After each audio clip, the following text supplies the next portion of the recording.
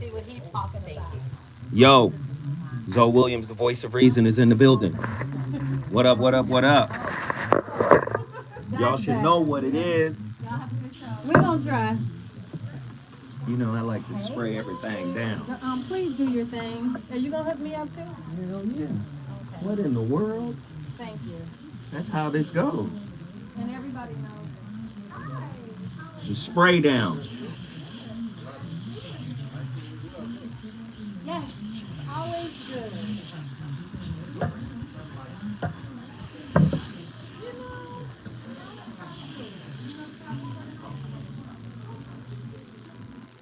I hope there's some lights out laughing. Hope there's some laughing. He's not playing in here. We're talking about attachment styles and relationships today. So you know there's one that we can get stuck on. Which one? Strive to be an intersectional voice for the Huh? voiceless. As a black-owned and operating Yeah, station, we're about to talk about all that. diverse perspectives and creating safe spaces for meaningful dialogue. We believe that everyone has something unique to bring to these political, economic, social, and cultural conversations. And we don't shy away from the hard conversations about current events. We endeavor to be a beacon of hope and understanding, while boldly challenging listeners to think more deeply about difficult topics that impact us all. With this in mind, our mission statement at KBLA Talk 1580 is simple: to create an inclusive platform that promotes civil discourse through honest dialogue and encourages personal growth among our listeners, so they can become the active agents of It's change. not. Our vision is to establish But ourselves look as at the look at this. premier radio network with relevant programming across the beloved community, connecting people through shared experiences and collective power for lasting impact beyond these challenging times. You know why that one probably is that way? Because Everybody use it. and women wear makeup. Yeah.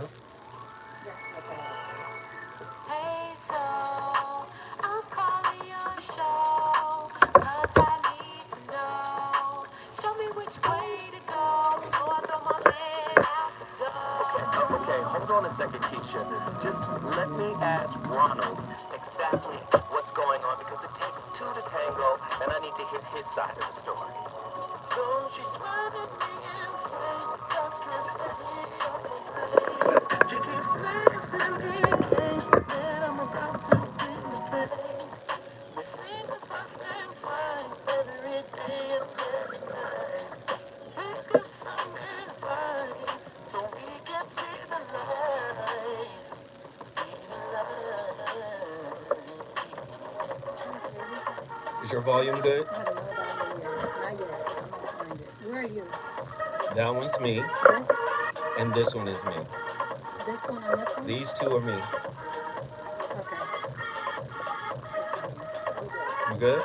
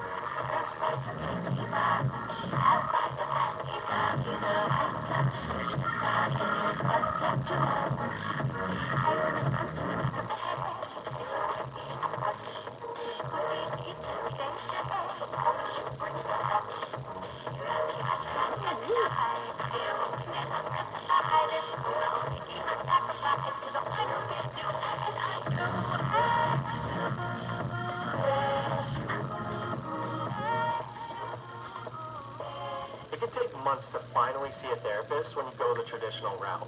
Whether it's through school, work, or insurance, there's just nothing quick about the process. But with BetterHelp, signing up takes minutes, and most people get matched with their therapist in just 48 hours. Getting started is quick and simple. All I had to do was fill out a brief questionnaire so that BetterHelp can match me with the most suitable therapist to meet my needs. They ask a few questions like any particular qualities or specializations I would like from my therapist, any preferences I may have on the gender, race, or sexuality of my therapist, any goals I would like to focus on during our sessions, and just a few more questions like this to ensure I was connected with the best possible fit. The whole thing took me about 15 minutes to complete, and after that, most users are matched with their therapist in just 48 hours. So if you're interested in getting started, check out BetterHelp today. Ladies and gentlemen, your brother Zoe Williams, the voice of reason, has returned to KBLA. You already know. Get ready, get ready, get ready, get ready. We've got another slapper of a topic, another heater.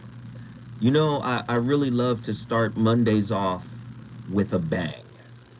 And today is no exception. Let me just do this. In my book, The Relationship Dismount, How to Stick the Landing When Exiting a Toxic Relationship. Also in my book, The Holographic Relationship, as well as my latest book, The Shrouded Lighthouse, there is a common through line. And I talk about relationship being a mirror. And now, I mean, when I came out with The Relationship Dismount in 2015, nobody was really saying that. Nobody's really saying that. And I'm not saying I was the first person to say it, trust me. The first person I came into the knowledge of knowing who said it was J. Krishnamurti. He wrote a book called The Mirror of Relationship. And I'm sure he was drawing from older sources as well. But he was the one that made it very succinct. He was like, there's no way to escape relationship even when you're by yourself, because there's still the relationship you have with self. And so from his concept, relationship operating and functioning as a mirror, it really brought a lot of insight for me. And so in these books, I'm talking about relationship being a mirror. And then now I'm hearing a lot of people saying it, but I don't believe they're saying it with a deep enough understanding. So when you hear someone like Dr.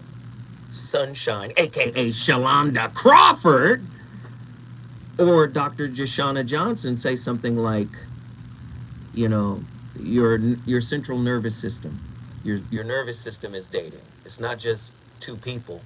Your nervous system is dating. Or say Patrick Carnes when he says, oh, we're trauma bonding, right? You're attracted and attached to something other than just the physicality of a person. So this whole concept of relationship as a mirror, I'm starting to understand that even in Bowlby's work, John Bowlby and Ainsworth, even in their work when they talked about attachment theory, you're starting to see that certain attachment styles are attracted to some other attachment styles.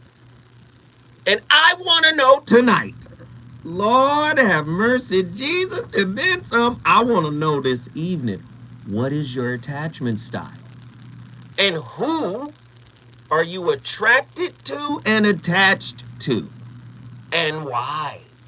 Hot and cold love, attachment styles, myself and Dr. Shalonda Crawford, aka Dr. SunShine, a deeper look at the various attachment styles and their potential impact on intimate relationships. This is gonna be deep. This is gonna be a different one. I got questions. How do individual attachment styles, such as secure, anxious, and avoidant, shape the dynamics and emotional connection within a romantic relationship? Your attachment style is dominating everything, especially if it's in the background and you're unconscious of it. 1-800-920-1580. What's your attachment style? I want to know. 1-800-920-1580. This is going to be... What is a fearful avoidant attachment style? What is an insecure attachment style? Why do avoidants, people have an avoidant attachment style, why do they self-sabotage their relationships? Too much intimacy, too much feel good. Let me pull back. I think I was raised to self-soothe. 1-800-920-1580. Oh my goodness, this is. Woo. Do many avoidants feel that they are somehow better than their partner because they sense that their partner needs them in some way? You're a little too needy. I learned to give up neediness. All I got is me. 1-800-920-50. This is about to be. Woo. What's your attachment? So I can tell you right now. No, I'm not going to tell you mine right now. I'm going to ask the doc. What's your attachment style? That's a literal question? You going to ask me that? This is how I'm coming out of the gate, telling you what my attachment style is? We're trying to foster disclosure reciprocity if the doctor talks about it. Well, okay. Let's start from me. Let's start from me. First of all, thanks for having me on the show. This is going to be a wonderful conversation. I can't imagine anyone that I would be more happy to unpack this conversation with. Thanks, Doc. So this should be a fun and very enlightening night. My attachment style, for the most part, I really do feel like I have a secure attachment style, but don't we all? Yes. Let's just start. We all do. Everybody will say they're secure. Right? Yes. Yes. But if I'm gonna fold in a little something, for me, it's gonna be anxious. I definitely see some anxious traits. I agree. Inside of my view of me when I look at myself in relationship with others. Right. Yeah. I agree. I think I'm the same way. I would say I have the majority anxious. So am I hearing that you have a little? Let's talk about the attachment styles. Yes. So, there is the anxious, and we can break that down. Right. There is the avoidant. Right. We can break that down. There's secure. Mm-hmm. And then there is the one you talked about, the fear avoidant, the dismissive avoidant, the disorganized. Yes. Confused. Yes. So those are the four. So you're saying you are the majority of you is anxious. Yes. But you do see what else?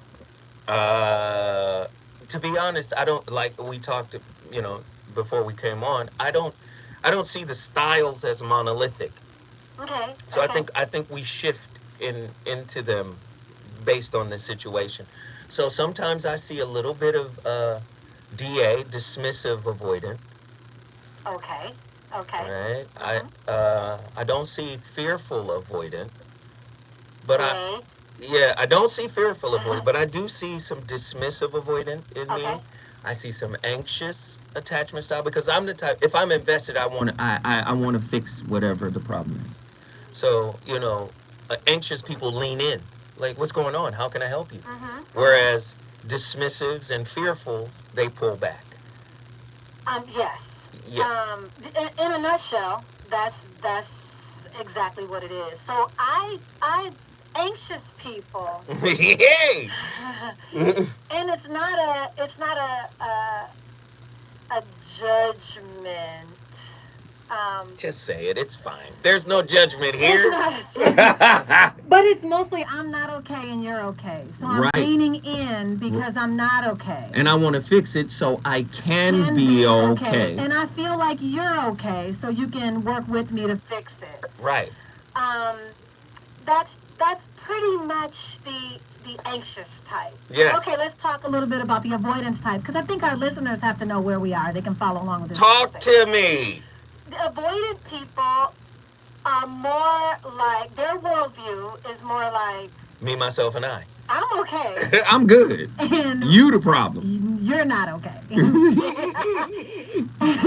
And so, absolutely, it's all about you, because you got it all together. Mm-hmm. And that's until they crash. Yes, until they crash. Because they do crash. We all crash. Especially from the mindset of, I'm okay, but you're not. So what happens to my ego? What's the fracture in my ego when I'm crashing, and what does that mean about me? And then we have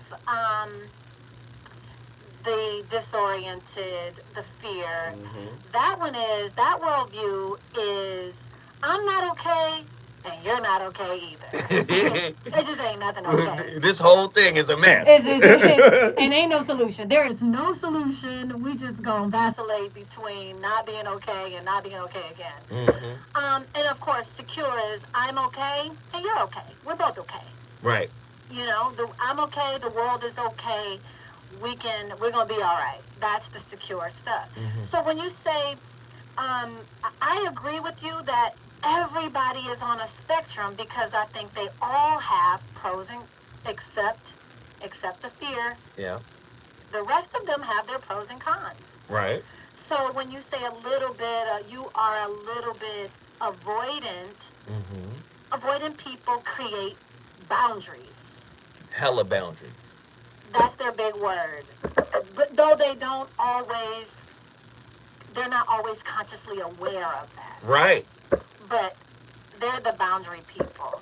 Anxious people gonna love bomb you because they're gonna love on you. Period. And you know, I'm sunshine, so if I'm gonna be anything, I'll be love bombing you. And that can be too much for somebody who is But that's avoidant. what. But back to my relationship as a mirror, you attract who you are in some way, because the avoidant really wants love until they get it. Then it becomes overwhelming. Overwhelming and unfamiliar. So they'll push out to go get the love. Then once the love becomes overwhelming, they pull back. What am I doing? What am I doing? Right. What's happening? Now, you help me with this.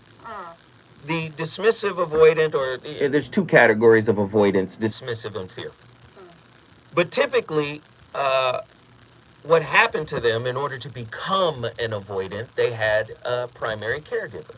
Correct. So this all starts before we're even we not even knowing, right? Yes. Jeez. Yes. Bad parenting. No, I'm just Bad parenting is not just a few years. No, it's right now. As soon as you come out, it's right now. So I gotta ask, what did that parent do or behave or perform in front of this child that caused them to develop an avoidant attachment style? Right. So those parents were too busy, too emotionally unavailable, kind of into their own thing. So that child wasn't able to get their emotional needs met. They weren't able to get the attention that they necessarily needed. So what those people learn to do is to, you use the word soothe. Self-soothe. They learn how to figure it out by themselves. You're not going to give it to me, so I'm going to have to figure out a way on my own to do it, which makes you as a child turn back into yourself. So now you carry these attachment styles into adulthood, and you're... But you don't know. It's just you don't know what you've always. It's unconscious, what the world is. Yeah. Right? It's unconscious, but you carry it into your adulthood, and now you're interfacing with people where you're really an individual, because anything that was about emotions and uncomfortable emotions, you had to deal with yourself. So you might push a partner away who wants to pour into you, who wants to love on you, because you've developed an avoidant attachment style. When we come forward, me and Dr. Sunshine, we just getting started. We on fire tonight. We want to know what your attachment style is, starting with Andy. What is it, Andy? What are you, Andy? This is going to be What are you eating? ADLA Talk 1580. I'm Dominique DePrima. I ain't gonna follow some other Reasons to take You out. ain't even listening. What on Andy do? I'll catch it later. You gonna tell us? What is it though? I was doing some editing work. What is it? What is what? The attachment style. Oh my God. I don't believe him. Nah, For real. we gonna recap it just for you. Okay, when I come back, I'll pay attention. Andy over here, buh. Yo, I want y'all to call in tonight. Hey, thanks for the super chats. Can we keep them rolling? We got 40 people in the building. We got 30 likes. Let's get the likes to match the amount of people that are in the building. Can I get everybody to hit me up? Can I get everybody to hit me up with some form of support? Liking, sharing, super chatting. Let's keep this thing moving. We want to hit $100 tonight. Can we start the week off strong? Drop a C note in here. We got $20 right now. We're $80 away. Everybody hit the like button, hit the like button, hit the like button. Also, I need you to call in because I want to know your attachment style. Atala, Nzinga, I want to know your attachment style. Truemonger, I want to know your attachment style. Vanetta Colbert, I want to know your attachment style. Get in here now. We want to have a conversation about what all this means. He who thinks. We want to know your attachment style. Call us. 1-800-920-1580. That's 1-800-920-1580. Mimi is already on the line. We're going to get her attachment style. Positive influence. What's your attachment style? Venus, peace, love. Call us. Let's get your attachment style, 1-800-920-1580. Because maybe if we find out what your predominant attachment style is, we might be able to figure out who you're attracting. And why? Come on, y'all. Let's go. Get on your phone lines. Let's do it right now. Truemonger with the 5 P's took us to $25. We appreciate it. Yo, we're a third of the way there. We got 3/3 to go. Can we get $75 before the show is over? We're at the 22-minute mark. I need y'all to support. Let's go. In its political power.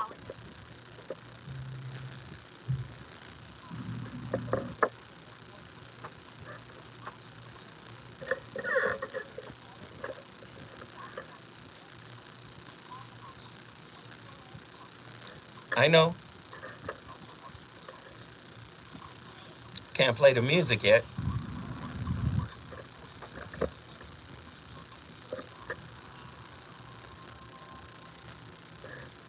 Let's see what you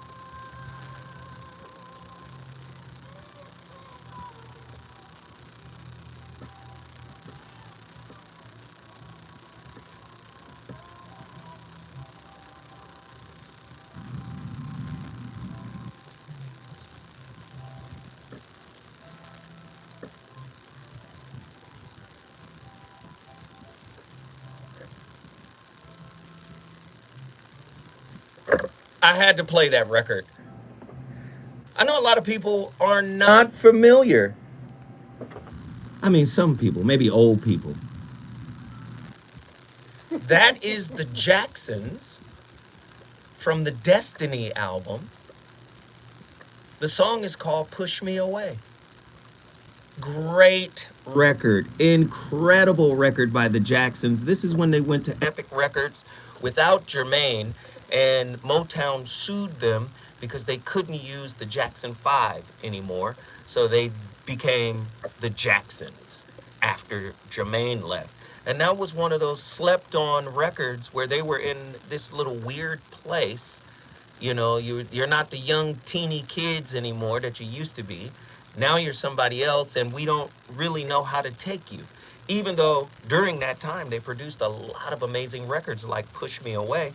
And of course, my playlist is my co-host, The dismissive avoidant and the fearful avoidant will push you away. They will withdraw.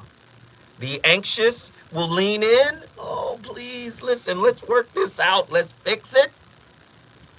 But the avoidant will push you away. Oh, this is heavy. Tonight's topic. What's your attachment style? Huh?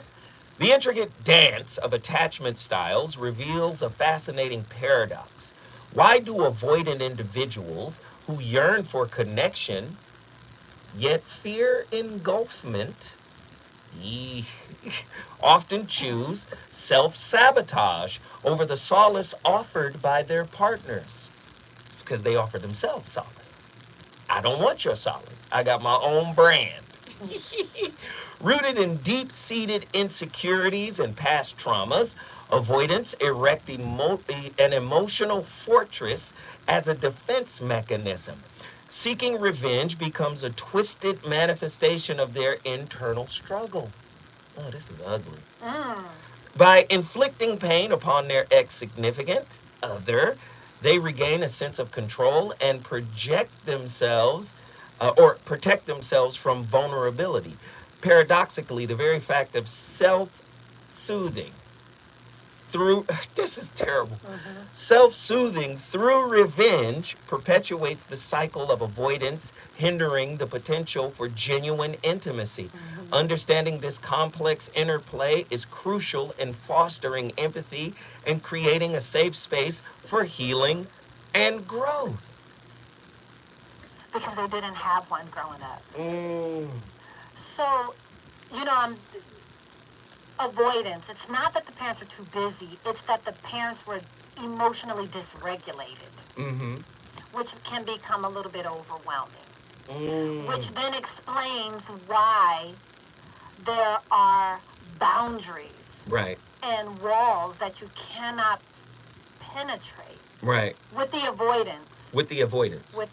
Now, I also studied and looked up a few things. They said the avoidant person, you're right, the emotional needs weren't met.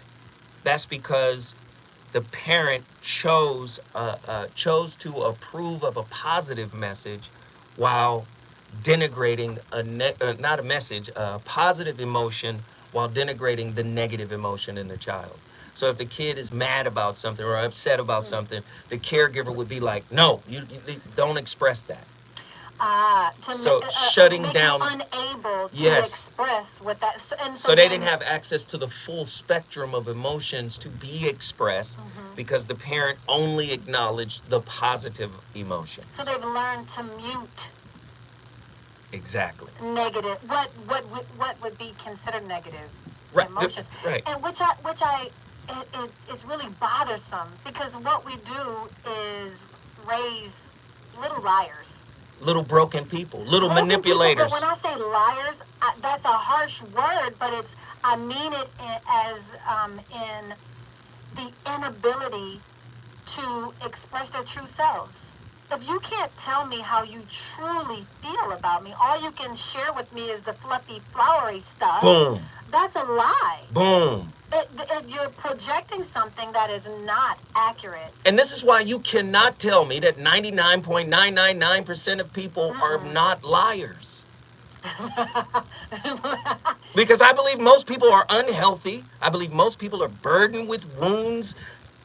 Listen, most people are lying about everything. About everything. But let's just pause right there to say that all attachment styles have pros and cons. We know, but... And the most secure people still know when to say what. In other words, we all have to discriminate a bit. A little bit. When we come forward. The phone lines are on absolute fire tonight. When we come forward, we're going to find out your attachment style and see who it's calling into your life. That was a quick one. How come I thought I knew every Michael Jackson song? Push me away. I can't believe you don't know this. It's not good. I need to send you. Nazarene X said, this is sheer greatness. This is some good conversation. But do you see what I'm saying? Now, Dr. Sunshine, this is where I get upset. Okay. It's a lot of so-called gurus, relationship gurus, and specialists. And no disrespect to them. Right. But I do believe that they're very superficial in the framing of their information. What do you mean exactly? To me, if you haven't done the empirical research, now you don't have to have PhD behind your name to do the empirical research. Which is why I call you an expert. Which is why you call me an expert. I got it. Because I'm actually in the books. I'm in the textbooks. Exactly. Reading and digesting. But a lot of people are not. Right. And a lot of people are content creators. So they're looking for the buzzwords. Oh, relationship is a mirror. Oh, you get who you are. But they're not really understanding the deep psychological underpinning of those concepts. So, for instance, most people have no idea about a fearful avoidant. Somebody who is, fearfully avoidant. I guess I want to say, how do you call yourself a relationship expert, guru, specialist, advisor, whatever, if you're not looking at all four attachment styles? Like, how are you helping? Right. And then the subcategories of those attachment styles. Before you even get to sub. Right. At least know the four. Now, and then that, again, what do you think the biggest problem in a relationship is? Oh, it's communication. But do you have all 4 or 5 communication styles memorized? Do you know what they are? Do you know how they intersect? And do you know that they're also not monolithic? So in a conflict space, you might use a particular style. But in a collaborative space, you may use a different type of style. Which, in my opinion, is why attachment styles overlap. That's why these people need to hear this. They gotta hear it. This is what relationship as a mirror actually means. When you start uncovering the fact, hey, I'm anxious. I have an anxious attachment style. So that means I'm going to attract the nonchalant, avoidant people. And I'm going to be banging my head against the wall trying to get them to open up about who they are. And that's just not who they are. But you're projecting your need. I'm putting the need out there. But the flip side of it is also this. As I wrote in my Shrouded Lighthouse book, you can rewrite and reprogram your attachment style. You don't have to have that attachment style your whole life. But where do you have to begin? Therapy. Okay. Self-observation. That's where you self-awareness. Oh, this is how I show up? You have to know first. So I flip it around and say, what the fuck are you in a relationship for? You can't be looking for them to do something for you. You have to enter the relationship with the express desire to see how you show up. Let me see how this is going to cause me to show up. Let me see how this is going to cause me to show up. And there has to be this sense of curiosity, intrigue. I wonder what part of my shadow is going to show up in this relationship. So are you going to talk about shadows? Yes. Are you going to do this on air? Okay, what are we doing? I think you got to talk about that on air too. Yes. If we're going to be enlightened. Let's do it. If we're going to be more than content creators. That's my point. So that's the thing that annoys you, is that people are talking, but they're not don't really know what they're talking They're about. not really digging. And this is why I like your approach so much, is because many of the clinicians that I work with and that I talk with understand that there's a limitation to the academic side. 100%. There's a spirit piece. 100%. And for me, I like melding the spirit with the clinical. It's how does it walk itself out in real life? You see? That's the catch. So when you talk about these things from the textbook, that's one thing, but what does it look like in a real life walk? You walk in this. You are this. How can you point to it in real life? Right. It doesn't show up the same. The textbook is going to be a cookie cutter. Yeah, that's gonna be a template. The real life is going to be an ombre. Ooh. Hey, y'all turned up? Y'all turned up like me? Where's the support? We're at $25. We've been there for 10 minutes, 15 minutes. I need y'all to hit that super chat. It's the $sign down at the bottom of the chat room. Please support, support, support, support, support. If you don't think this content is worth $10,000 right now, I don't know. I think it's worth 100,000. I think it's worth $1,000,000. We just asking you guys to get us to $100 on this broadcast. We're at 25. We've been there for 10, 15 minutes. I need y'all to support. All right? This is good stuff. Where's my water? I'm so mad at You me. need water? I'm mad at me because I drank all that. You know we got water in there. And this was our How much longest time we break. got? Oh, We we're back. It only take me a second. I'll be on the next one. Yes, sir.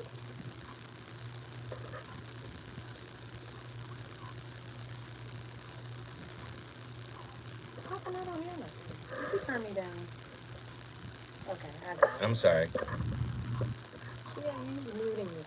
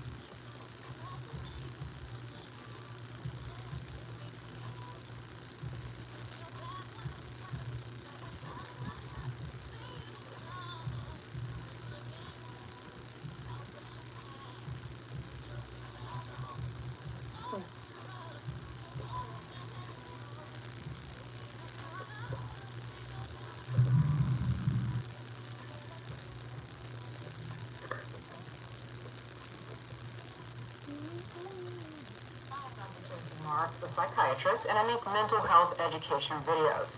Today I'm talking about avoidant personality disorder, and this is based on a question from D, and here's an excerpt of his question.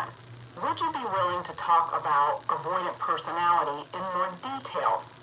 I'd like to hear more coping skills for it and what kinds of treatment and self-work, things I can do myself to help with this.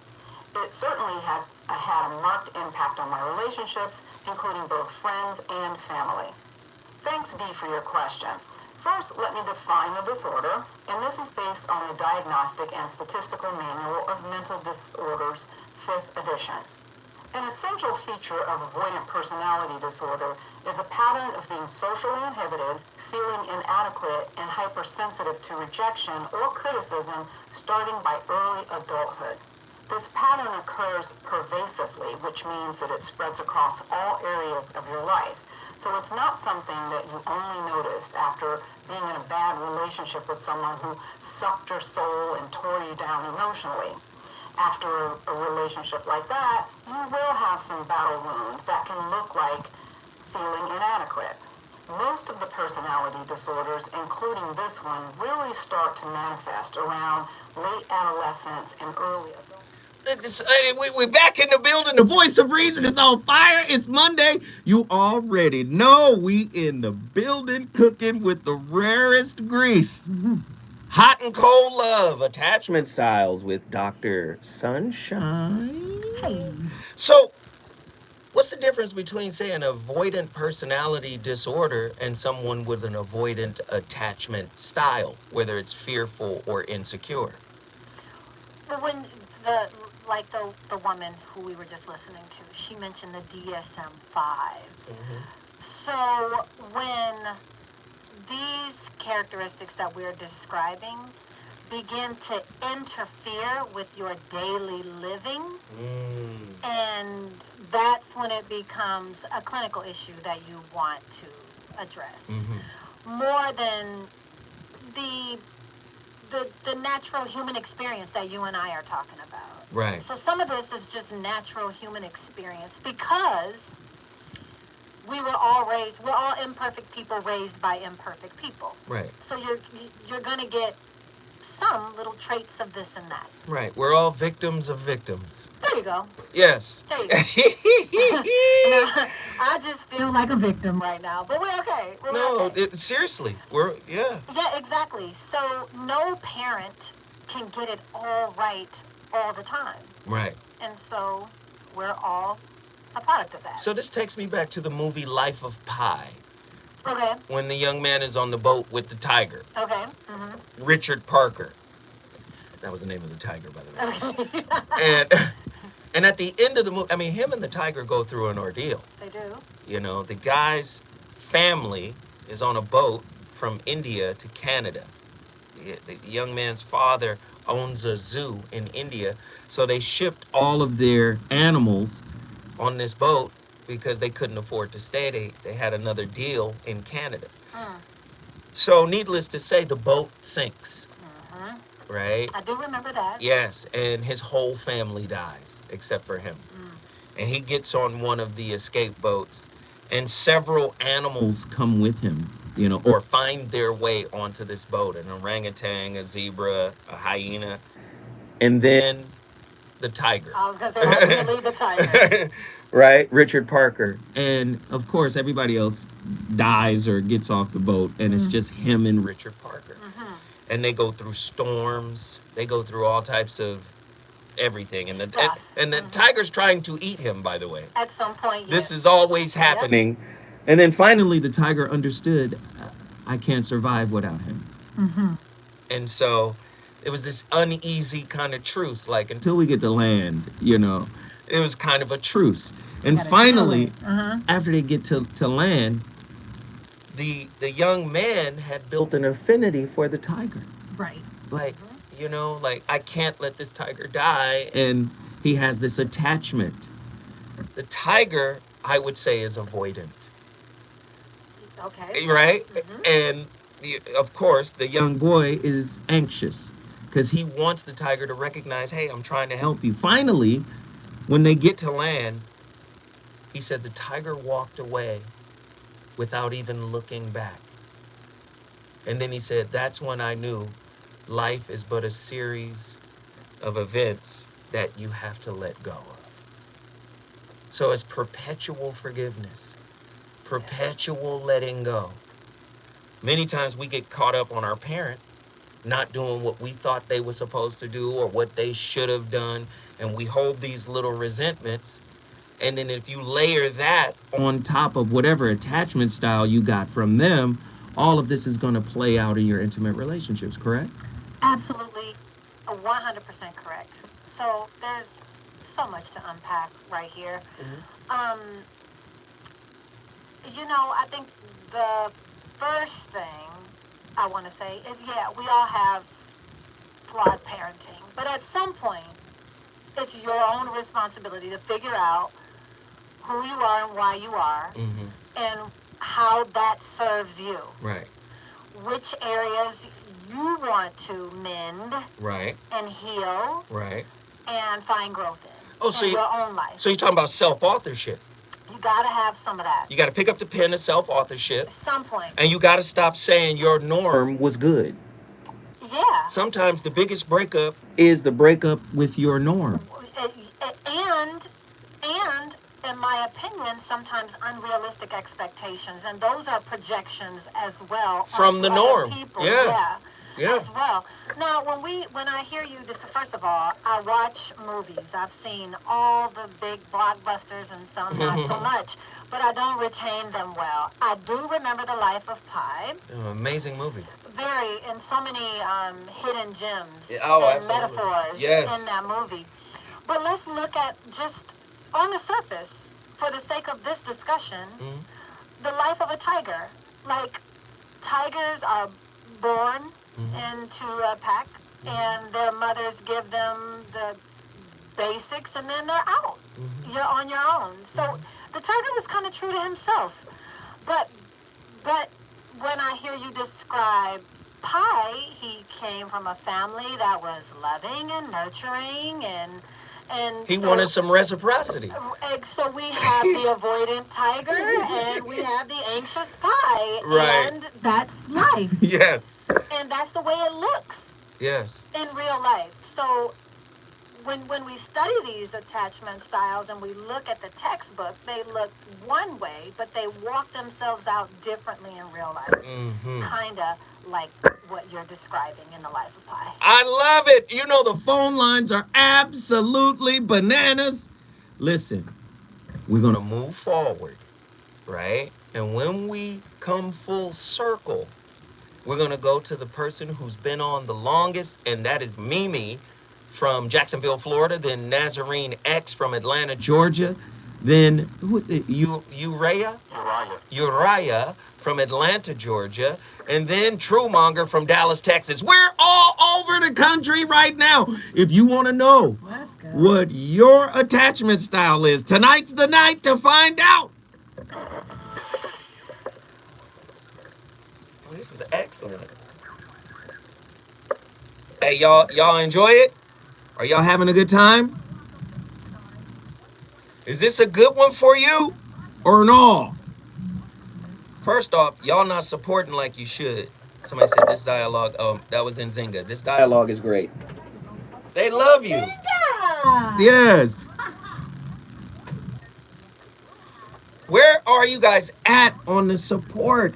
Gosh. For the last week and a half, we've been struggling on the Voice of Reason. Damn.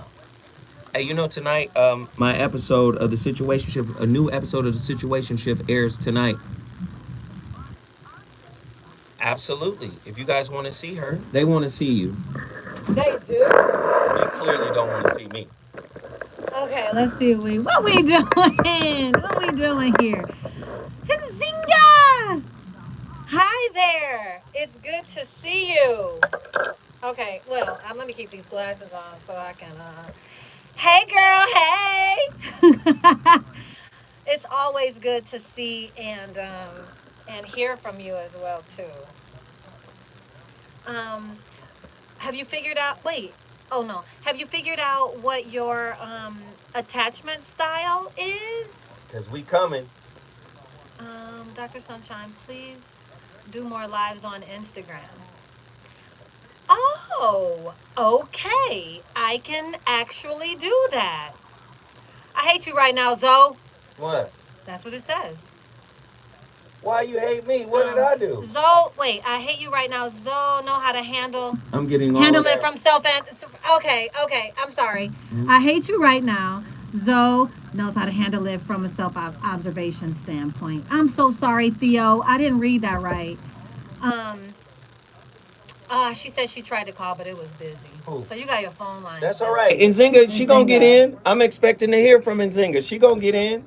Yeah, she's trying to get in. And this is an hour already. Oh, we're almost halfway there, y'all. This night is flying by. This is good. And yes, I'm gonna go live on this Sunday show. You're gonna absolutely, if you have time Sunday morning, you're gonna absolutely love it. It's Trauma on Trial this Sunday. Trauma on Trial. Trauma on Trial this Sunday, and I'm gonna see about going live. Hello there, Vanetta Cole. Vanetta. I always listen to Dr. Sunshine. Okay. I love it. Let me just tell you that I do not take anyone's listenership for granted because I know you can be doing 150,000 other things. So I appreciate that. Thank you.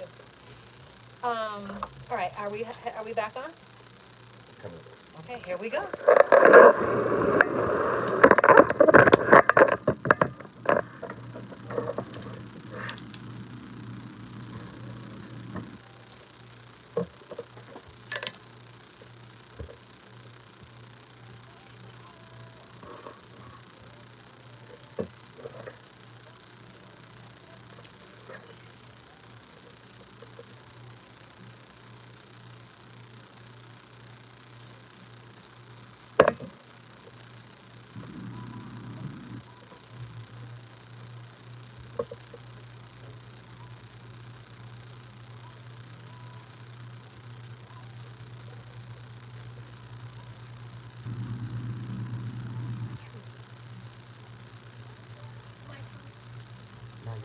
Okay, Trumonger is on, Jose.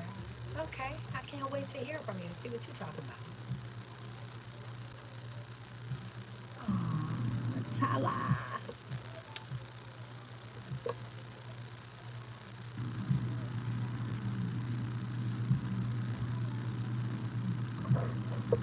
True confession.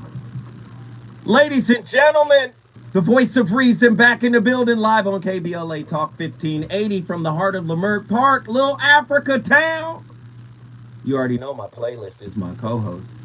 That record is called Triggered by Janae Aiko.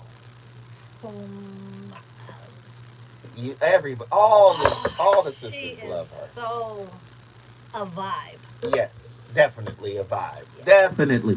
John Bowlby's attachment theory is a seminal framework that illuminates the intricate dynamics of human development and the profound impact of early relationships on individuals.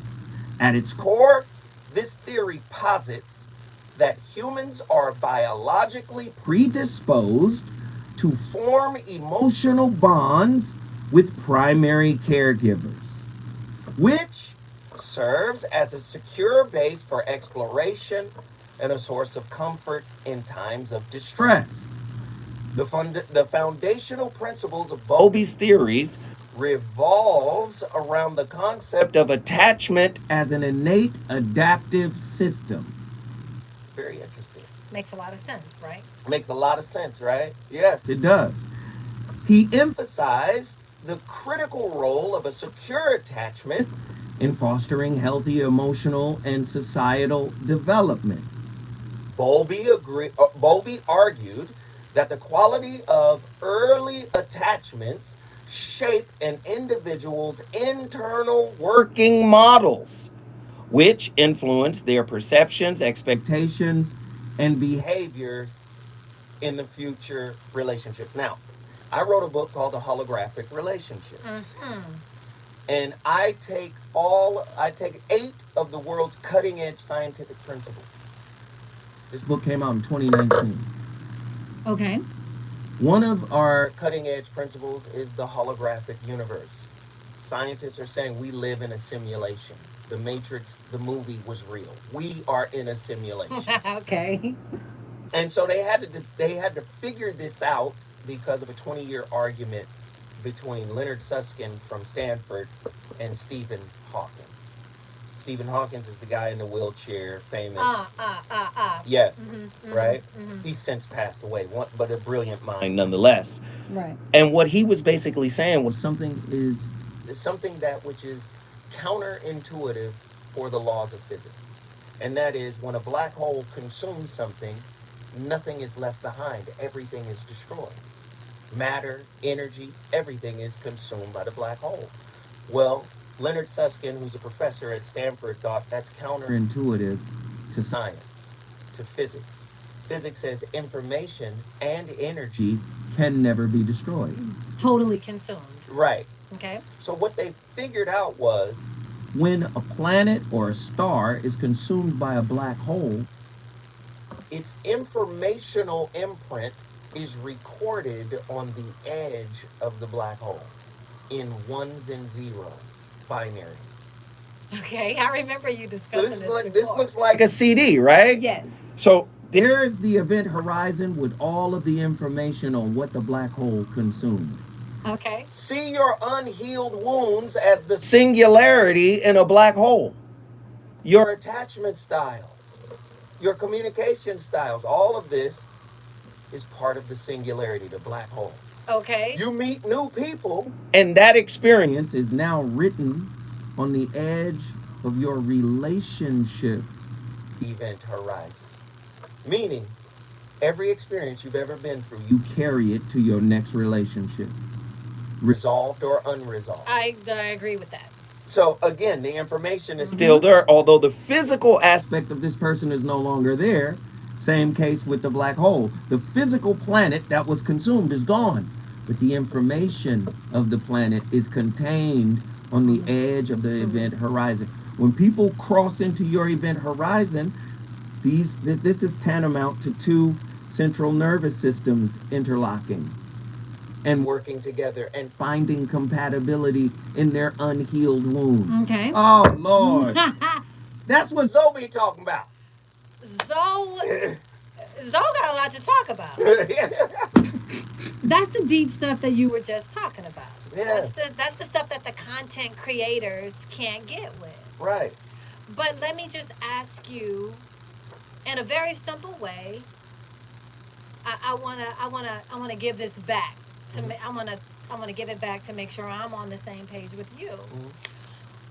Are you saying that we are the sum total of our experiences? That's what I'm saying. I'm saying that we are the sum total of our experiences. So no matter whether you heal or you become enlightened, your experiences still remain. How They're about that? not totally consumed in the black hole. No. And so those remnants still remain. Hence why we are imperfect people. Now watch this. Because you used the word, what was the term you said? What'd I say? Something about wholeness. Just now I Yes, said something about just wholeness. now.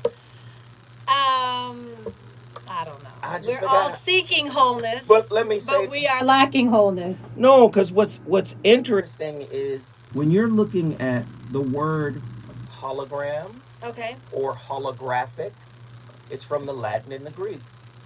Greek is holos. Holos means whole.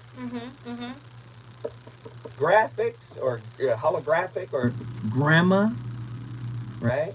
Latin gramma. You know what it means? Writing, whole writing. Your whole story, The whole story is coming with you regardless of the Jungian mask story you're wearing. Yeah. Regardless of how you try to front like you really care, but you're really a dismissive avoidant. Okay, so young and you bring in the shadows. Yes. So, I don't know. Where are we going? We can talk about. But that's the point. The point is, all of these layers and filters are keeping us from actually interacting with people. As they are, who they are, what they are. The filter of what I've been through is in a leadership position in my spirit. It's picking people, it's co-authoring expectations. What I should be doing is using all of this energy and information to recontextualize who I think I am. Okay. I can take that. Yes. I can go with that. Yeah. That's where we're going. But that is the issue at hand. Before you can do any of that, you need to know what you're working on. We're talking about attachment styles. You need to know which attachment style you are. How do we find out? Before you can address any of those things. I mean, we're talking about it. We're telling you what that looks like in real life off of the paper. When you say, and I guess you can take a look at a few things. You can take an honest look at your relationship with whoever your caregiver was growing up, because it's the caregiver that you that's where the attachment. So it's not necessarily it's whoever your caregiver was. Right. Was that your grandma, your dad, whoever that was, or whatever combination. Yeah. It's the combination of caregiving. What was your attachment to that? How secure or not secure were you there? When you asking people to break up with their normal, with their ordinary. I'm asking people to just look at it first. That's everybody's Linus blanket. Everybody got that blanket. I agree. So let's and see. Looking at it hurt too. But which blanket are you carrying? When you grow up, I think you need to look at your relationships. Who do you find yourself attracted to? What are the issues that you find yourself dealing with in the relationship? And bigger, how do you show up? Listen, in the relationship? When we come forward, I promise you we're going to get to these phone callers. We got a lot to talk about, clearly. Good. This is good. Let's see. This is good. That's a great question. Which question was that? Very deep topic, very deep conversation. Oh, here's a question for you. Are we rewritable CDs? Yes. Absolutely yes. But see, that's the thing. People would rather give up the love of their life and start over. They would rather choose their normal They would rather choose their broken attachment style than choosing a human being, another work in progress. They want to keep what brings them comfort or what they learned, Yeah. right? That brings them comfort. Self-soothing for It's- the dismissive avoidant, right? But it takes a brave soul, honestly, Ooh, talk to us. to even come to the place where there's a willingness. To even want to even look in that direction. That's It's right. really brave Yeah. because you're stepping outside.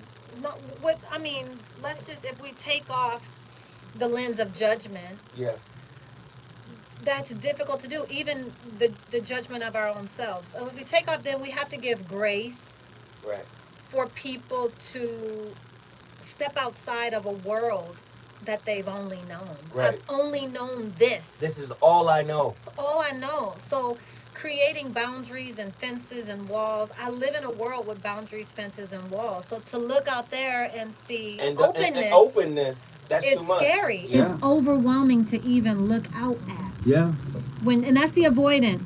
That's the avoidant person, and then you turn around and you have the anxious person, and they're used to just running wild in the Open and free. open free, and they're like, "What are all those walls about?"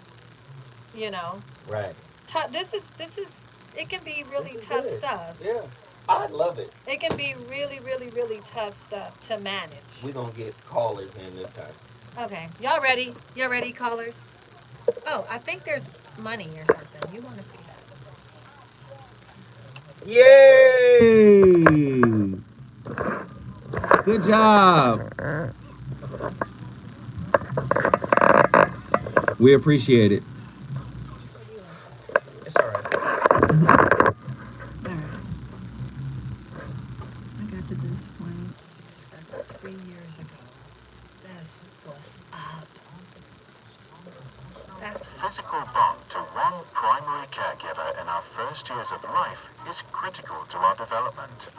If our bonding is strong and we are securely attached, then we feel safe to explore the world.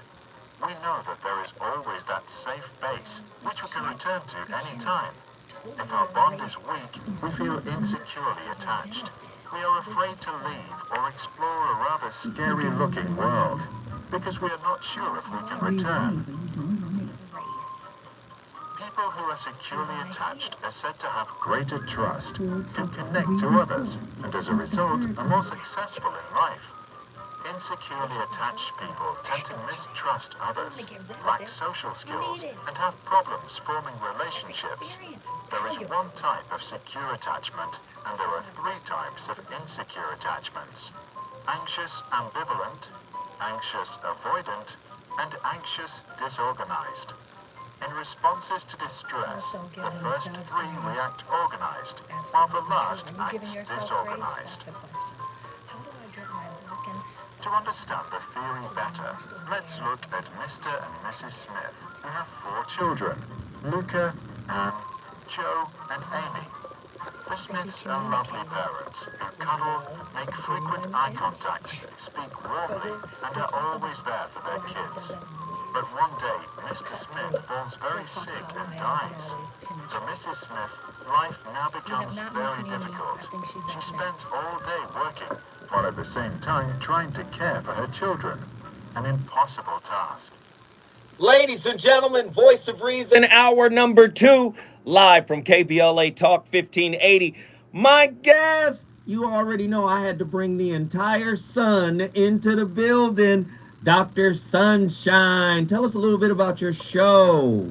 Well, I have this passion for healing people, and really trying so hard for people to live life as best as possible as their authentic selves. And sometimes mental health issues in the form of just life challenges, life struggles, may show up. So I like to break stereotypes about having mental health issues, and normalize them as life challenges, life struggles, as something that we all have. So on the show, I try to bring topics that speak to the masses, in the form of a life struggle or challenge. And that's a really interesting term to use, normalize. Yeah. Because really, most of our problems came from our normal.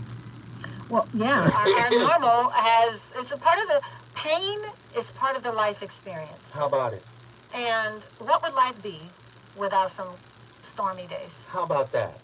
Some clouds, some pain. How would we appreciate the sunshine? Here we go. 1-800-920-1580. I'm going to the phone lines. I want to know, what's your attachment style? I'm sitting here, of course, with Dr. Sunshine. She's going to help you discover it. Let's get Mimi on the line, Jacksonville, Florida. Hey, Dr. Sunshine. Hello, Mimi. Hi. I love Lots of love. seeing you on Instagram. Oh, that is way kind. That makes me smile. Thank you. Thank you. I have a question. I'm not sure if this is an attachment issue, but it may be. It probably is. But I would say I like to keep the peace in my relationships. So I'm a fixer. I like to communicate a lot. And no matter what's going on, I try to make it work, make it right. And what form of attachment issue is that called? Sounds very anxious. Anxious, yeah. It sounds hands down anxious. Need of reassuring, right? They have to Yeah. reassure you sometimes. Yeah. Yeah, it sounds very anxious. So let me ask you, do you find yourself in relationships with people who tend to be, I don't want to say dismissive, but kind of? People who kind of would rather be alone, don't want to really talk about it, Oh my gosh. run and retreat. Mm-hmm. Oh my gosh. Yes, they're drawn to me or I'm drawn to them. I love to talk and communicate, When you're and they not so much. that. So when Zoe was talking about mirroring earlier, when you think about a mirror, right? We look into a mirror and we don't see the reflection in the mirror is actually the opposite of what's Boom. happening in reality. Boom. So you are mirroring in Mhm. your relationship. So you're attracting the opposite of what you are. So you're a big communicator and you probably find yourself attracted to people that really don't want to communicate too much. It's like, come on, you're doing too much. Right. Yeah, they just happen to be the sexier type. Okay, yeah. But that's why it's so counterintuitive, but it doesn't make sense, but it makes all the sense in the world. You would probably be very turned off with someone just like you. Yes. It would just be too much. All that love bombing, It'll be too much. it would just be too So much. the love bomber tends to attract the breadcrumber. Go and figure. But Yeah. that makes total sense. And the breadcrumber tends to be attracted to the love bomber until they get bombed. Then they don't want them. Then they're like, it's too much. So now I gotta put that wall up and go into. And then for the anxious person, it's like, wait a minute, did I do something wrong? Because remember, I just loved him. I'm not okay, but you're okay. Ooh. So I'm projecting that not okay into the avoidant person, Right. and that's what's being reflected back to me. It's almost like it's almost, I don't know, paradoxical. That's exactly what it is. Yeah, Yes. very paradoxical. I have a question. Since it's about mirrors, what do I do to not attract, non-communicative men? So it starts. So first off, it's not them. Right. It's not them that is the issue. It's what you internally are attracted to. So the only way to really address that is to address what's going on for you, inside of you. And for me, knowing is half the battle. Soon as you recognize, this goes back When to you the know point, different, you have to do different. right? This Yeah. goes back to the point about looking for yourself in the interaction. How am I going to show up? See, most people's attention is not focused on how will I show up in this new or pre-existing connection. Most people are looking for their partner to do, say, and behave a certain way to assuage these fears, to assuage our concerns. But if you're looking for how you show up, this goes back to what Dr. Shalonda is talking about, self-awareness. Self-awareness. The moment you know different, you automatically have to do different. You have to do something different. And a lot of times what we do is willful ignoring. Now that we know, we just willfully ignore it. We find ways to distract ourselves from it. Let me ask you this question. Do you seem to find yourself attracted to people who on the outside have it all together? Yes and no. Okay. I get yes. What's the no part? I'm kind of a visual person, and sometimes I overlook things if the package is pretty. And I know that's an issue. I know that. You know, She like them gray sweats. you know what? but I can actually, if I'm gonna be transparent, I actually get that. I get it. Right, What right. is that? What is going on with me that I get it? If it's too pretty, I'm like, wait a minute. Hold on. This coming with something else. You know, Right, what's right. going on doesn't feel authentic. Right. But yeah, to answer your question, I think the work that you have to do is, realizing which parts of this attachment style you picked up, and then with self-awareness, you know what you're looking for, you know what you have to work on. You probably have to do some unpacking of your backpack. I call life the backpack. Right. And then we put bricks in the backpack. Right. So yeah, I think when it comes to the anxious style, there's all kinds of reasons and characteristics. I think you have to find out which bricks belong to you. And here's just a basic coloring book concept. Right? This is oversimplification at its best. The DA, dismissive avoidant or fearful avoidant, they tend to pull back. They have to learn how to lean in if they want to rewrite their attachment style. They have to learn that me self-soothing, me ghosting, me escaping, me not wanting to have difficult conversations are counterproductive for any relationship I want to survive, that I want to be happy in. So those type of people have to see themselves and say, oh, this is how I sabotage. So what is it for an anxious person? They have to learn how to lean back. And be secure. And be secure and knowing they authentically are. Yes, and knowing it's going to be okay.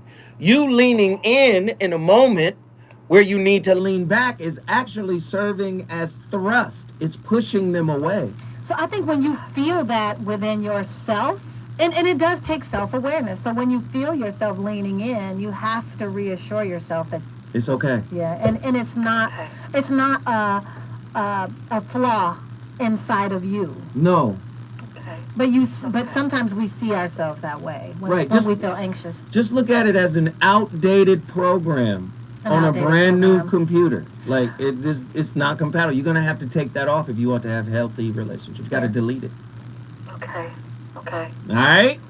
I'm gonna do my work. Mimi, we love you. Jacksonville, Florida in the building. When we come forward, we staying in the South. We going to Atlanta, Georgia. I want to know your attachment style. You gonna tell us, right? The reasons that we're here, the reasons that we feel He's killing. Let's find out find out which bricks belong to you. That's what she said. That's what she said. Gotta find out which bricks belong to you. Facts. Yeah, Ghetto Gourmet, JCS, humanity. If we're gonna do this human life thing, We have to get comfortable with the fact that We're we are imperfect. imperfect. And so are the people that we interact with. So are the people that we learned from. So are the people that we're raising right now because we're parents. Right. We should talk about attunement too. I'm with you. Maybe. Bring it up. Maybe. We'll see where it goes. Backpack, backpack. Backpack, backpack. Not the gray sweats, Andy. Hey, we lit tonight. Phone lines is cracking. She's a Cancer too. I don't know who we're talking about. I don't know either. I'm a Cancer. No, they're talking about Mimi. Oh, Mimi's a Mimi's Cancer. So am I. I'm a Cancer. So what does that mean, y'all? Lord. What do you mean, oh Lord? I didn't say nothing. Anxious, feeling anxious, fall back. Yep. Feeling anxious, fall back. Y'all cooking. I love it. Oh, this is interesting, though. I've played both roles. Is the fearful avoidant the terrible medium for dysfunction? Get him. We are not gonna Get him. characterize anyone as terrible, but I will tell you, if I'm being perfectly honest, fearful avoidant. Ooh, that's the toughest one to work through because you have the issues on both sides. So you're running, you're retreating, and you're leaning in. And then when you lean in too much, then you retreat. So it's the push pull. Right. What's in the middle? There's not very much in the middle. It's like being hit from both sides. So anxious people have to deal, avoidant people have to deal, fearful avoidant people have to deal with both. And it's this all the time. It's total dysregulation inside, total dysregulation projected to partners as well. I want to say out loud, I'm looking for the comment about erasing hurt. And I want to be able to say to you, just in general, I would like to say to you, we don't want to erase hurt. Hurt has value. We learn from hurt. If nothing else, we gain appreciation from hurt. There's so much value in hurtful experiences. So you don't want to erase them. You want to learn from them. That's what I want to say about that. And then hurt helps you to rewrite properly with realistic expectations. You know that from painful, hurtful experiences, right? Right? I hope that was helpful. That bothered me. I really wanted to say that. I'm glad I got a chance to.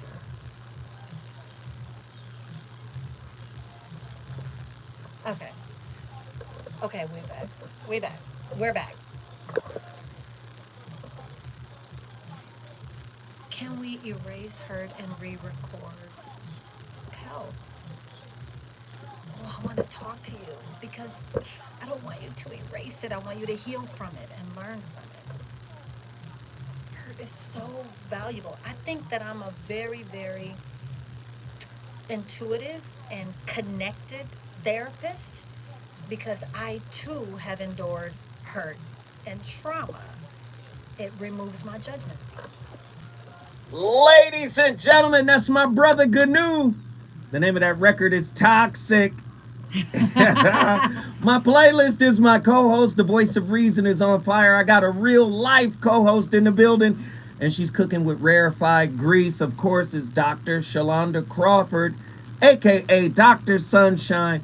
She's one of KBLA's own, and we in here talking about attachment styles. Yeah, we're talking about it with rarefied grease. Rarefied I gotta grease. use that. I'm telling you. Rarefied. I'm using it. Yeah. So we got people on the line that want to talk that have been hanging on for a minute. Let's get them in order. Who's been on the longest? Nazarene X, Atlanta, Georgia. Get in here. What's your attachment style? Man, I just took this test. I just took it just now. I've taken it in the past.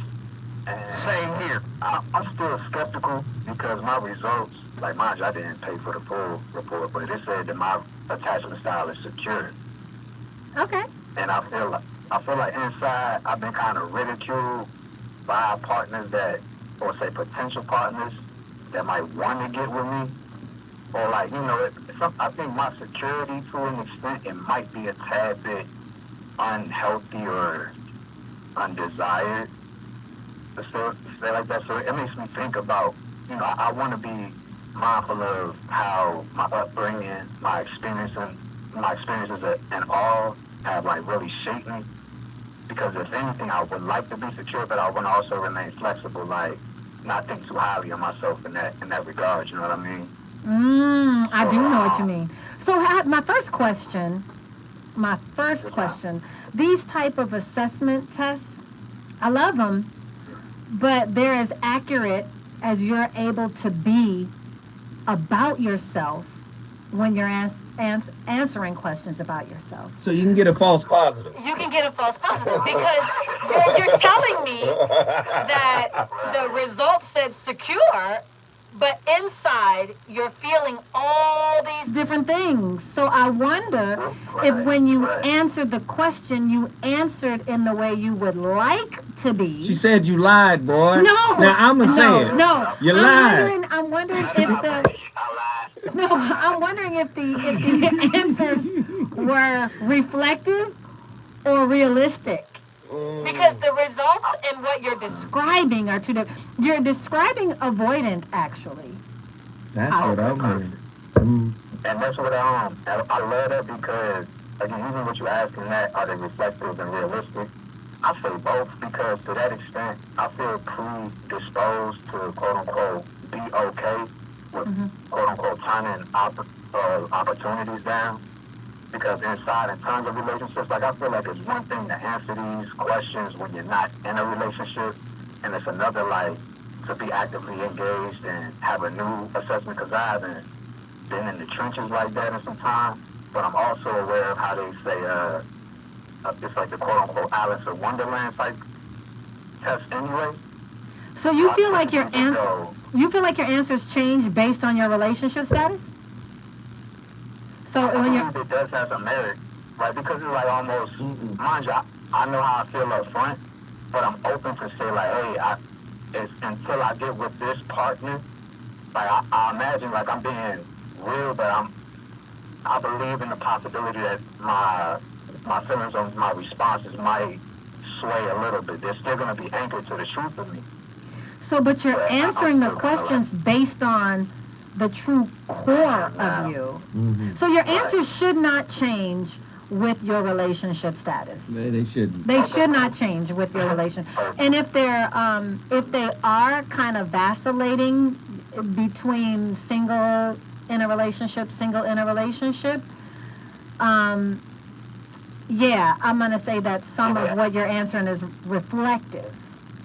And it's your version of reflection. Yeah. Can you remember what one of the questions were? Now, Nazarene, hold on. Okay, my bad. Nazarene, you on the radio now. Now, when you're on the radio, you can't be talking like we at the coffee shop. And you know what that, wait, no, hold on. You know what that means? What does that mean? That means when the doctor is talking, listen.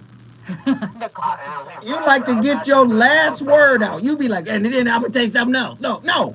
You hear her talking, you be quiet. You hear what she said, then you respond. Yes, sir. All right. Dr. SunShine. But I think one of the questions.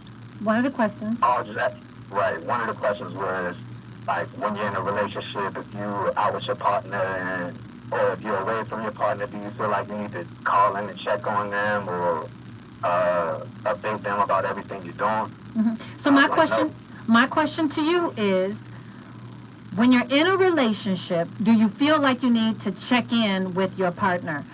Now, my question is, why does it change if you're not in a relationship right now? That's a question you can answer inside and outside of a relationship. Understood.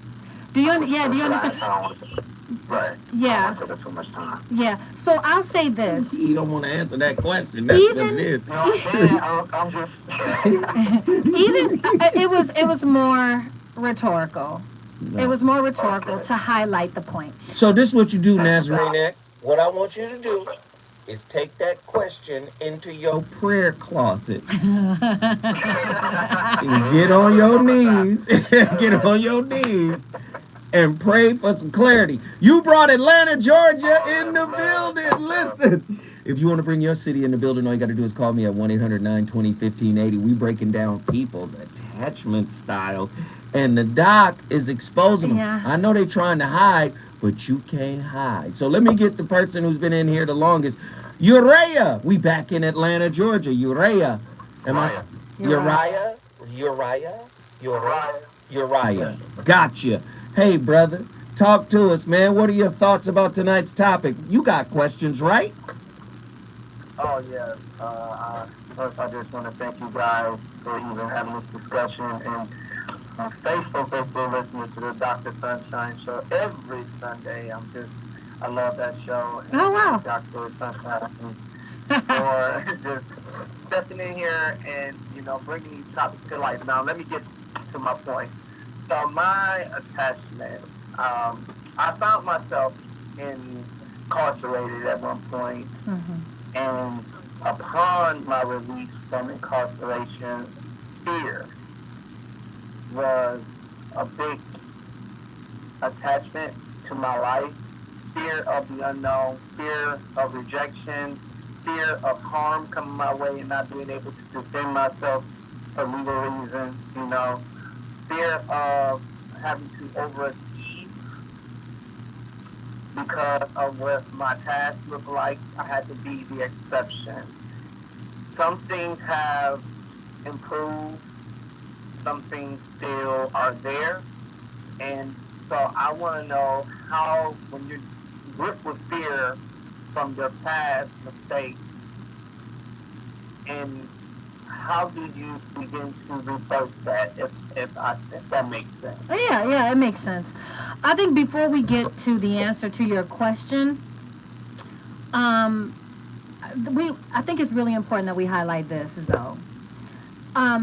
Even with having the most secure attachment style, you still have to deal with the realities of life. Mm-hmm. And so there are things that can happen that cause us to have a natural, normal response to life. Mm-hmm. So if you did some jail time, I can't remember if you said jail or prison, but if you did jail or prison time, it's normal, and it's on the normal spectrum to come out with some fear Mm-hmm. about navigating the world Right. as it is now, Right. and in comparison to the world you came from. And when we fold in whatever your experiences were with what your expectation is going to be, and so the longer you're in one environment, the more anxiety a new environment can bring up. Right. So I want to first begin by saying a lot of the fear that you described comes from being moved from one environment to the other environment. Mm-hmm. And there's some stuff to unpack there. So for that, I would say not this particular opportunity on the radio, but I think you should talk that out with a professional, that part. You should call Dr. Sunshine. That's what I was going to say. Yeah. Hey, Uriah, we appreciate the call. You brought Atlanta back in the building. If you want to bring your city in the building, you know the routine. The number to dial is 1-800-920-1580. You're listening to the VOR. Of course, I'm on fire tonight, and so is Dr. Shalonda Crawford. When we come forward, more callers, more attachment styles.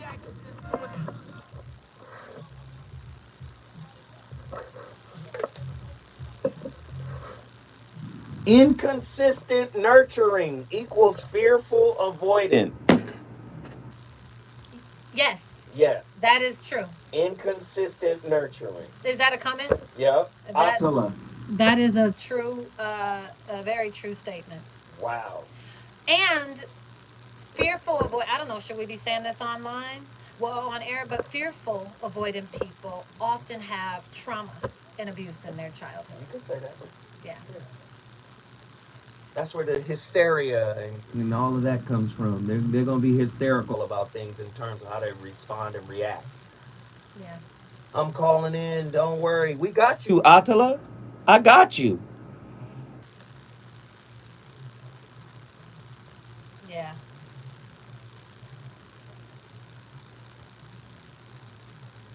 Yeah. Um, Doc, yeah. we may have to do a part 2. Let's do it. There is so much to talk about. Like I But said, there when is are you gonna be available? Mondays are good for me. This is just too good.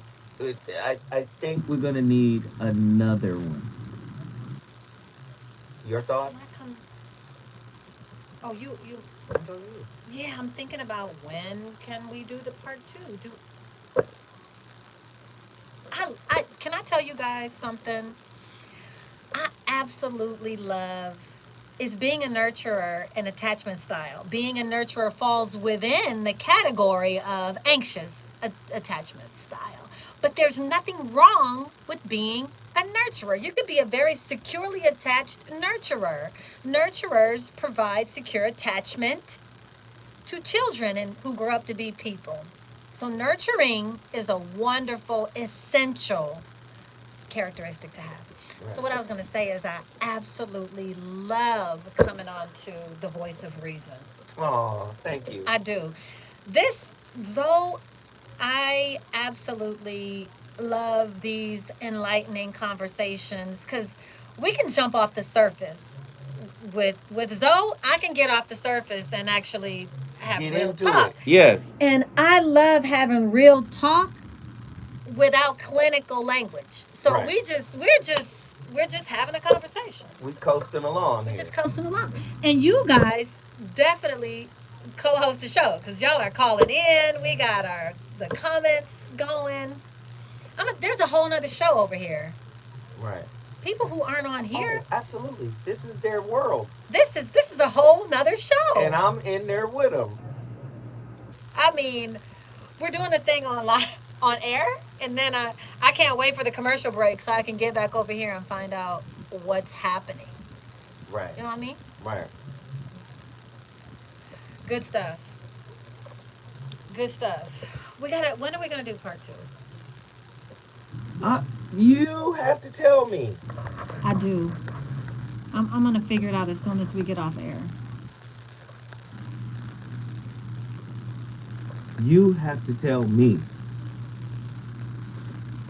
Zoe is the consummate facilitator. I'm Magic Johnson out here. I'm throwing no-look passes. You are.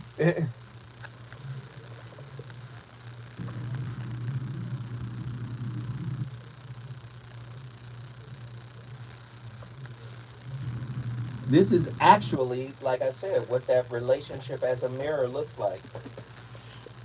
Oh, Nazarene X. Yes, that was very, very fun.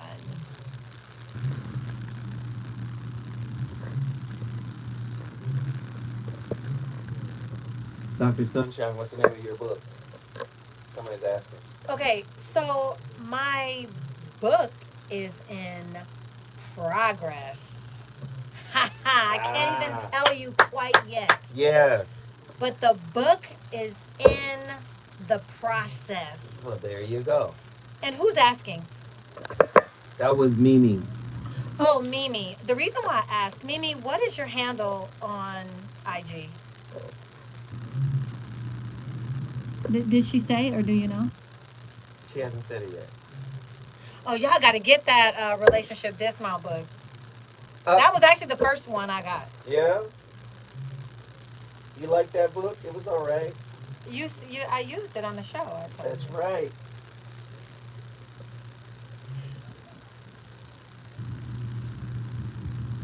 Wait, no. What's Mimi's handle? I'm not sure. Oh, Pretty Brown Mimi. Pretty Brown Mimi 726. Okay. That's her. You'll know. Yeah. You will know.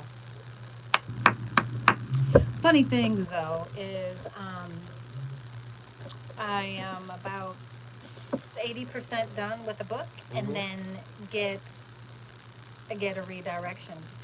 So a whole nother book is in progress. That's what But this happens. has happened to you, I'm sure, Absolutely. before. Absolutely. So I have to put a pause button there.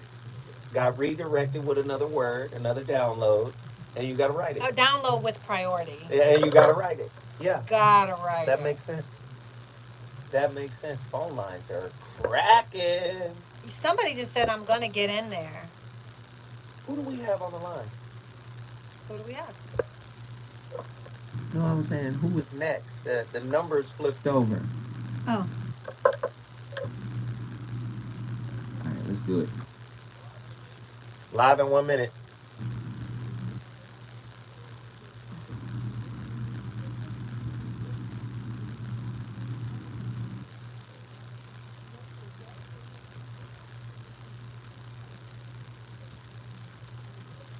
Oh, Pretty Brown Mimi 726. I see it. Mm-hmm.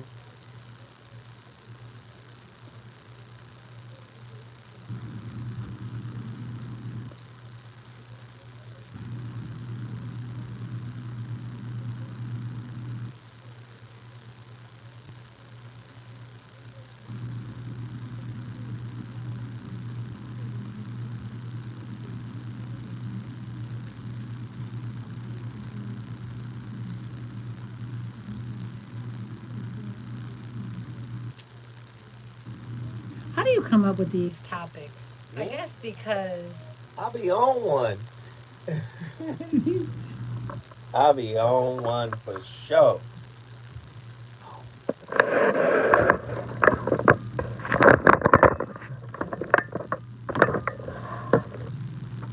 my phone is.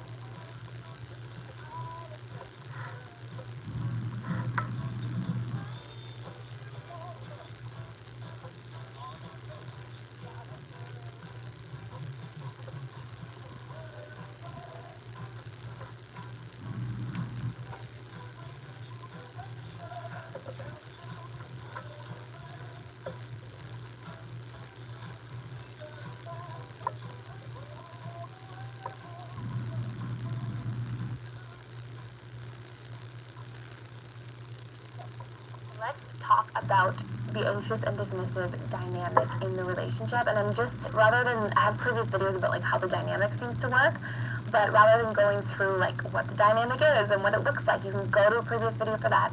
This is really going to be all about how to transform the challenges in this, okay?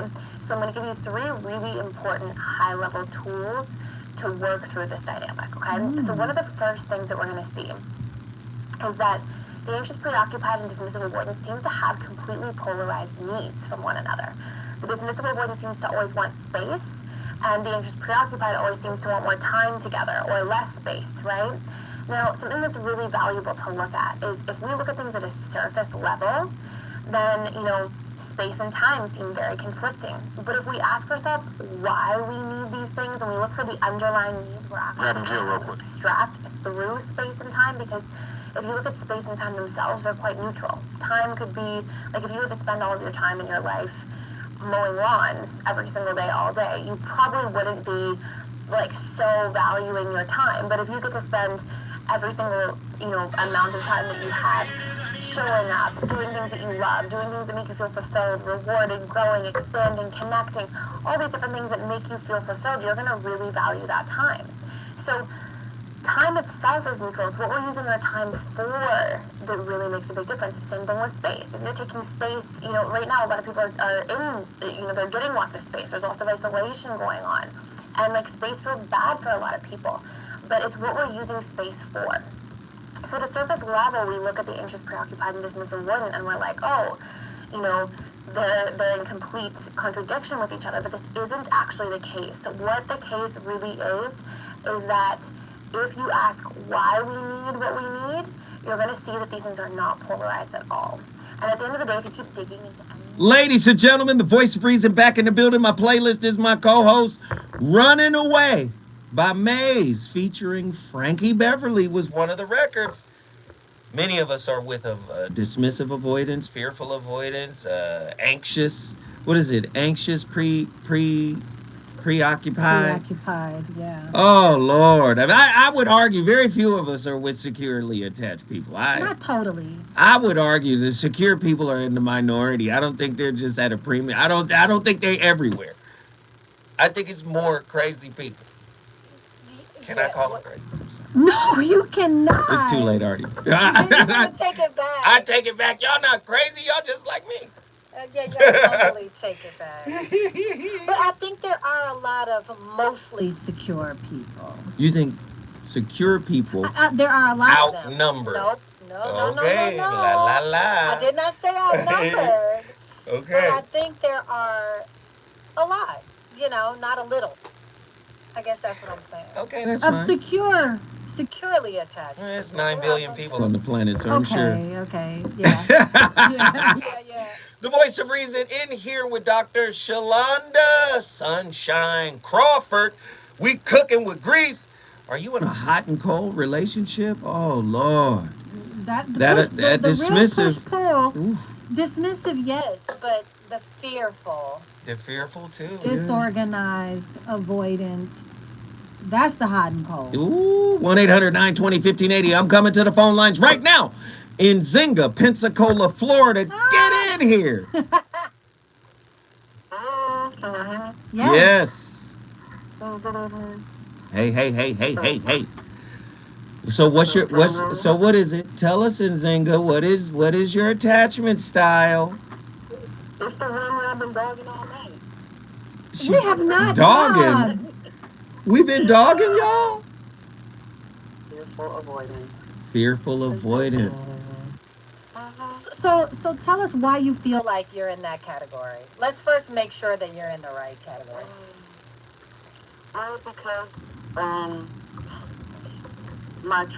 I think that within the last few years, this is like the first time I've gotten friends or I'm around people who hold space. Normally, I prefer to be around people who maybe are a little more self-centered.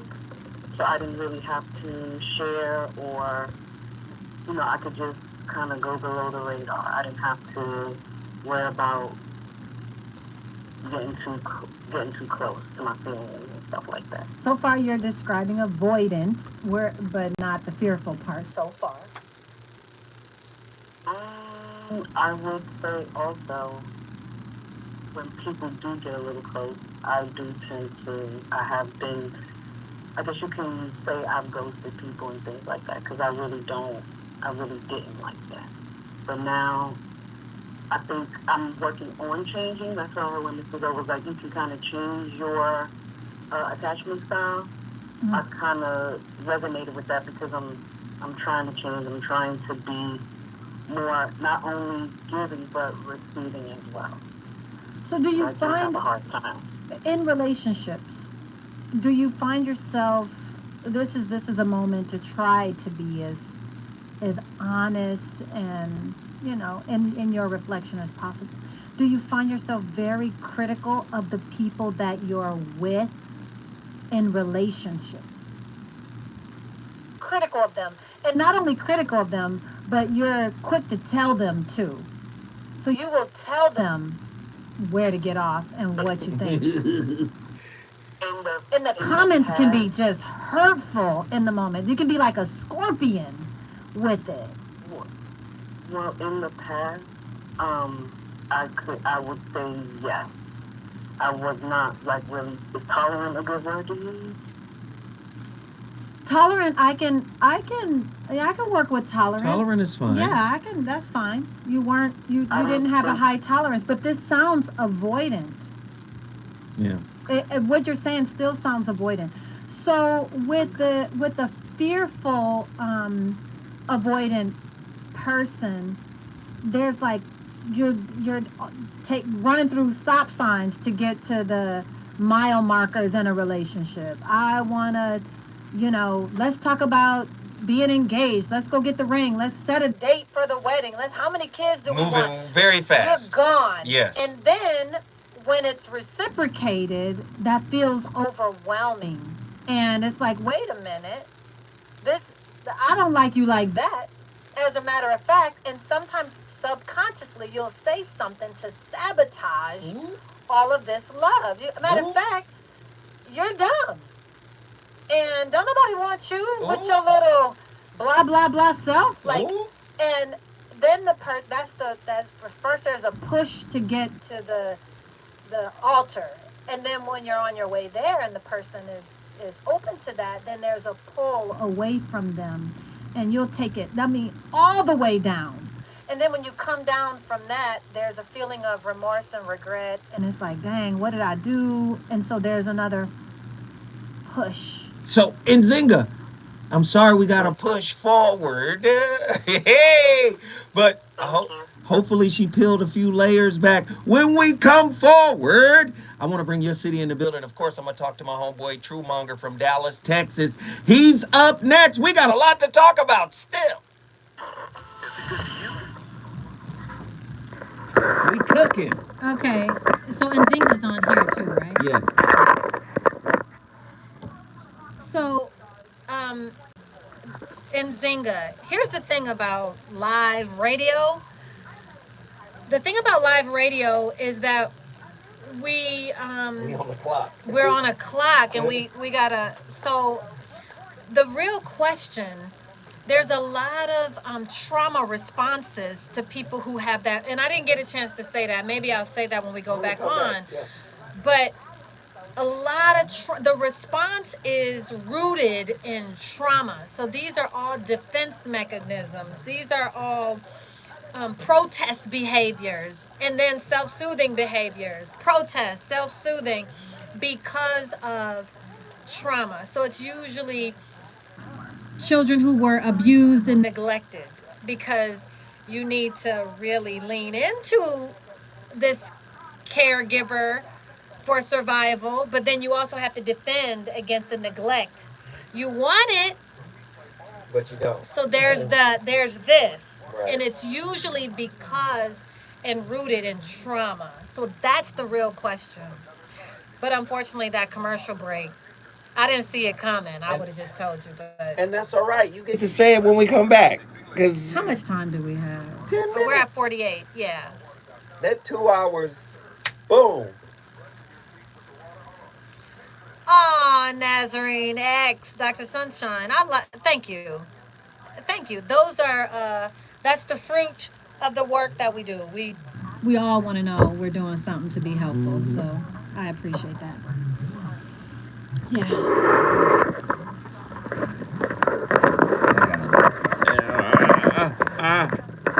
Is she cooking or not? What in the world? We only got to $39 tonight. We were supposed to get to $100. After this, you know what? I'm taking Wednesday off.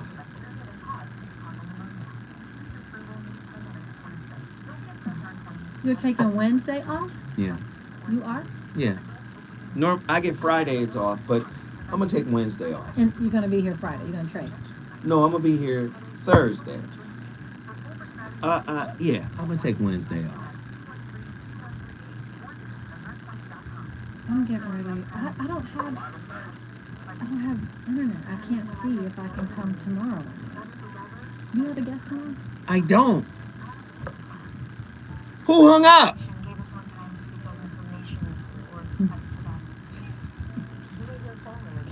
I don't like it. Get back on the line. We're going to get to everybody. Oh, we got to take this Okay, I'm gonna just real quick make that statement, and then we'll go. That's exactly what's gonna Come happen. on, real quick.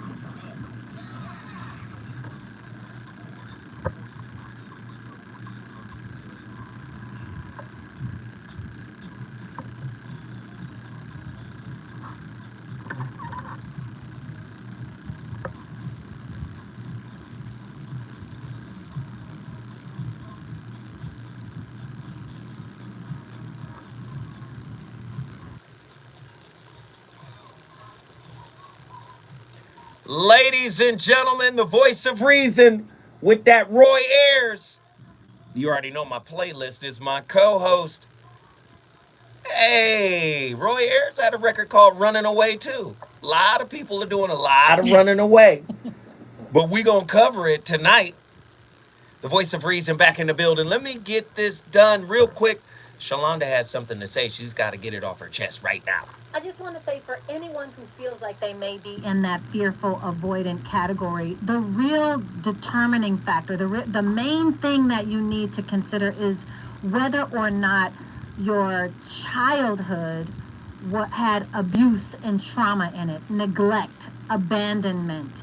Usually those are the people that fall in that category. The push-pull comes from really needing love and attention, and then also defending from abuse and neglect all at the same time. All at the same time. Yeah.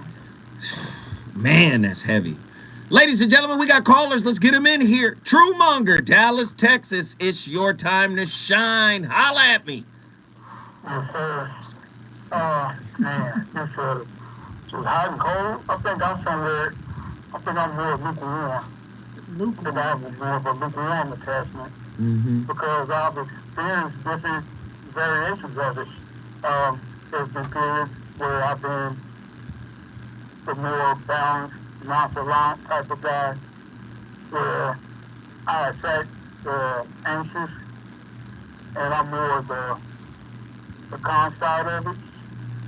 And they would take that as if I didn't care. I just express it differently. And more often than not, I'm in control of my emotions instead of the other way around. So, when things really like it was chaotic, I was kind of calm and trying to figure out how to deal with things and not let my emotions take over things. That sounds like classic avoidant. Yeah, you're in control. The minute things get What am I avoiding? You're avoiding the emotion. You're avoiding the overwhelm of the situation. And to your description, the minute things seem like you move into calm mode, you find ways to calm yourself. And that is to put a boundary around that. Avoidant people have wonderful boundaries. Right. So I just want to say that all of these attachment styles have pros and cons. So the pro, I don't want to have this conversation as if being in any category is inherently terrible. No. That you have great boundaries. So because of this avoidant style, you know when it's time to put a boundary on a person or a situation. That's a wonderful thing. It only leans over into the other side when you can't engage intimately and express intimately in relationships. So if I want to lean into you with my issue, that may become a little overwhelming, and instead of communicating that, you'll put up a wall. And you'll force me to back up. As the anxious person is going to run to the milestones, you're going to take your time and peep this out, and you're going to back up, and then you're going to take a look and say, okay, maybe I can give it another chance. You know, you're going to, that can be a pro or a con. Truemonger, you brought Dallas, Texas in the building, brother. We got to keep it pushing. You know we up against the clock, man. Up against the clock. I appreciate you, brother. I appreciate you. Hey, we got Attila from Houston, Texas. She's our final caller. We got to keep this one brief. Oh, Lord. Okay. Hey, how are you? Hey. So, what's going on, Dr. SunShine? So, I think I'm fearful avoidant. just based on how I functioned in my last few relationships, I can see both sides of it, the anxious side, but then also the avoidant side as well. I think the weirdest situation I had was when I saw an avoidant action in my partner because I was functioning anxiously, and I'm like, I know exactly what you're doing. It was weird, but yeah. Mm-hmm. So, my big question is, I don't even need you to necessarily answer it on air. I just want you to think about whether or not there is some kind of very traumatic experience that you had, either as an adult or as a child, or abuse as a child. You don't need to answer it on air, but that's the clinch pin: rejection, abandonment. It could be physical, emotional abuse. Those are the things that you want to look at as the base. Otherwise, what you just described sounds like sometimes you're avoidant, sometimes you're anxious, and secure people do that. Right. Let me just say this, Attila. You brave girl. Yes. Calling in here asking people these intimate questions. Yes. You brave. And to say I may be fearful, avoidant. And fearful's a heavy one to claim. Yeah. That's like slithering.